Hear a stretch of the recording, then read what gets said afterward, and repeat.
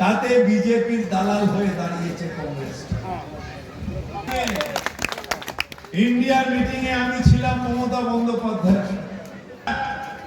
মোদির বিরুদ্ধে সব শক্তিতে আমি আছি, মোদির বিরুদ্ধে সব লড়াই আমি আছি, কিন্তু মোদির দালাল যারা অধীর চৌধুরীর কংগ্রেসের সাথে আমি থাকতে পারবো না, পারবো না, পারবো না।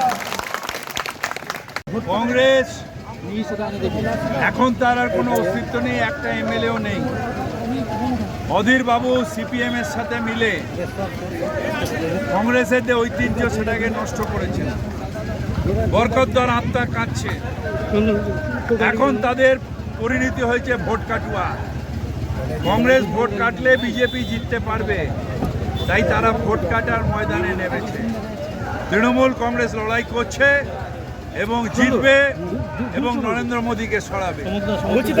এখন যেন আমাদের এইটা দিয়েছে না, এইটা দিয়েছে আমাদের মামাটি মানুষ, ওইরকম এখানে কাস্তে হাতুড়ি পড়ে অধীর চৌধুরী আর সিপিএম তারা একসাথে নমিনেশন ফিল আপ করতে যাচ্ছে।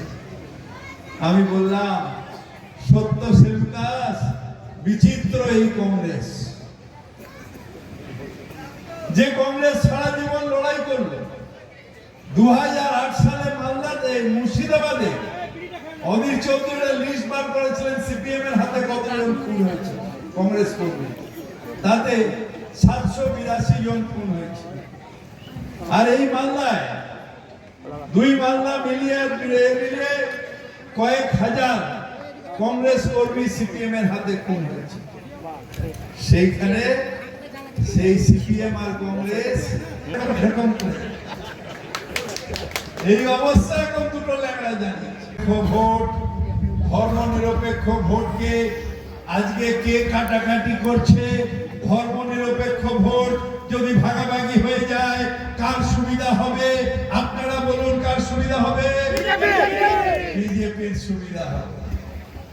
যেটা কেন হয়েছিল, যেটা কেন হয়েছিল, ওই যে একটা মুরগি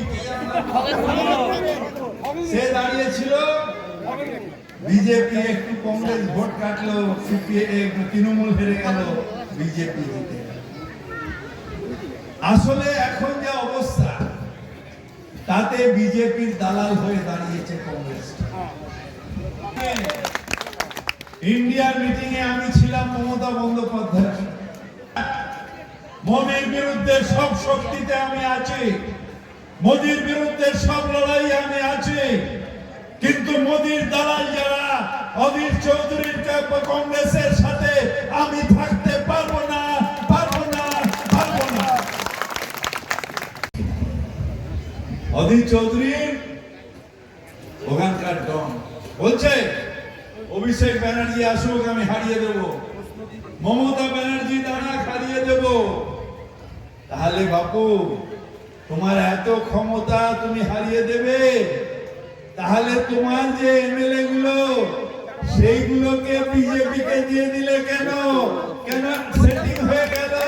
আমাকে তুমি ছেড়ে দেবে, তোমাকে আমি ছেড়ে দেব, বিজেপির এমএলএ হবে, আরে এমপি কংগ্রেসের হবে। কোথা দিয়ে? এই দাবির কথা আমাদের সাথে বলো। আমরা তো লড়াই করছি, আমরা লড়াই করছি। তার প্রমাণ হলো কোন দোষ ছাড়া ফিরহাদ হাকিমকে জেলে রাখা হয়েছে। আমরা লড়াই করছি, তার প্রমাণ হলো কোন দোষ ছাড়া আমার বাড়িতে সিবিআই রেড হয়েছে। আমরা লড়াই করছি, তার প্রমাণ হচ্ছে আমাদের প্রত্যেকটা নেতাকে হ্যারাস করা হচ্ছে। তার কারণ মমতা ব্যানার্জি শিখিয়েছেন বাঁচতে গেলে লড়তে হবে, লড়াই করে বাঁচতে হবে। আমরা লড়াই